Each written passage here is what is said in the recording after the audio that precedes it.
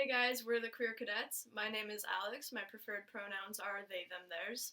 I'm Sky, and I'm open to any pronouns as long as they're presented in a friendly manner. Today what we're going to kind of do is a vocab video so that some of you who aren't as familiar with some of the language we're using, we're going to try and define that for you so you have an easier time understanding some of the things we talk about in these videos. So, to start off, the two most basic kind of vocabulary words are trans and cis. Trans being when you identify as anything other than the body you were born into, which means that it doesn't have to be, like, you don't have to basically identify like 100% the other way. You can be non-binary or genderqueer and still identify as trans. Yeah. And then cis is when you, like, everything lines up and you identify with the body you were born into and things are nice and dandy.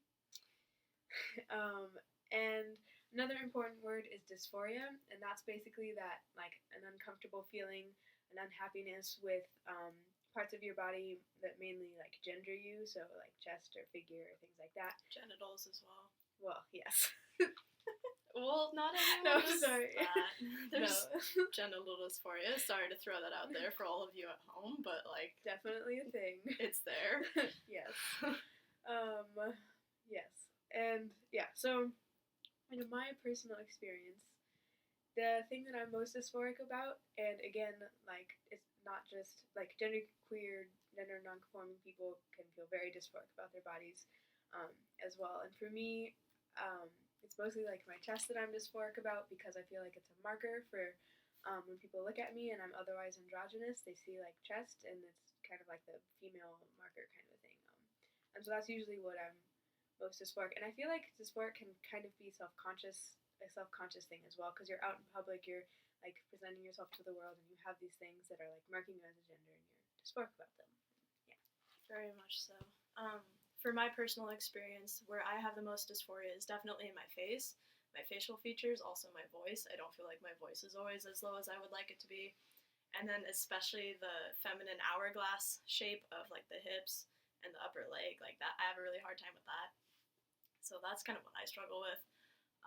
But much like Sky said, like not everyone who experiences gender dysphoria is transitioning to the opposite gender. Non-binary genders can feel dysphoria too. And what some of those are is genderqueer, which is kind of a mix or like mesh of some of the genders, whether that's male, female, gender neutral, or other like. So genderqueer is a very purposefully ambiguous term because it's more up to the person to define of what that kind of means for them. Another one is gender neutral. Actually, we made a visual aid for this. Yay! Brace yourselves. So this is kind of how a lot of people see the gender spectrum, it's a line where there's male and female, and then this is just kind of everything else. However, that doesn't really represent all the gender identities as well as it should. So it's more like this, where it's a giant circle and there's an entire spectrum of gender, and it can be male or female or other, and you can be literally anywhere other. And then there's agender people who are just kind of have the belief that gender is a social construct and they don't really want to identify with it, so they're just over here in their own little world, but it's kind of cool. So yeah. And then there's also gender fluid, who as you could probably tell from the definition, it kind of fluctuates between or all around the genders, and it changes. There's also bi, tri, and pangender, so 2, 3, or all genders. There's also, and this is a different culture's belief, but the Native Americans have a belief of a two-spirited identity, and sorry to say this, but if you're a little white kid out in the suburbs, like, you don't really get to identify this way because that's cultural appropriation, and you don't get to just steal another culture's identity and make it your own. That's not cool. But so, two-spirited, what it is the Native Americans have a belief that if two souls inhabit the same body, or not inhabit, but exist in the same body, my bad, but if they exist in the same body and they're different genders, then that person represents both those genders and they exist simultaneously in that body.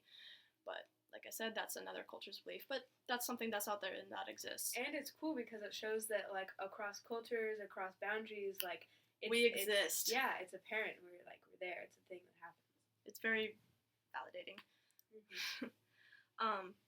Another thing we really wanted to go over is that there's a difference between gender and gender expression.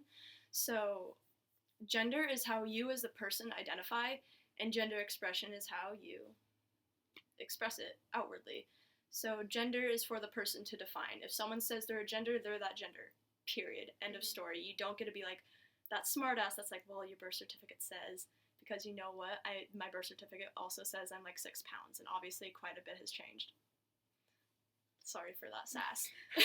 I feel very strongly when people say that. It's okay. But so yeah, so you can identify as female and wear a tie. You can identify as male and wear a dress. They aren't mutually exclusive. And speaking of things that aren't mutually exclusive, there's also the difference between sexuality and gender. And Sky and I last term read this amazing book by Janet Mock, who is this amazing trans woman activist.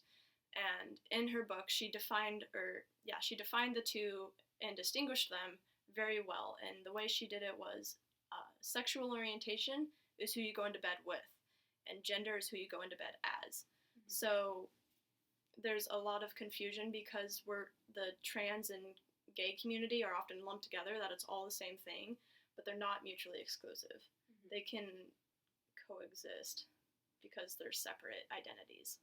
Yeah, and so like what we were talking about before, how like you can see a man walking down the street in a dress, and you shouldn't assume that he's gay, or you shouldn't assume that she like is like a woman, because you shouldn't make any assumptions. Yeah, period. First of all. Yeah. But.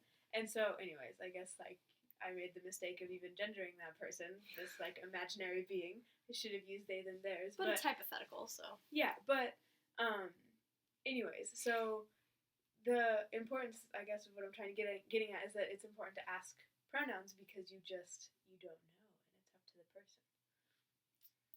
Yeah. So. Yeah. Hopefully that helped some of you kind of understand if there was any confusion about some of the words we were using. Yeah.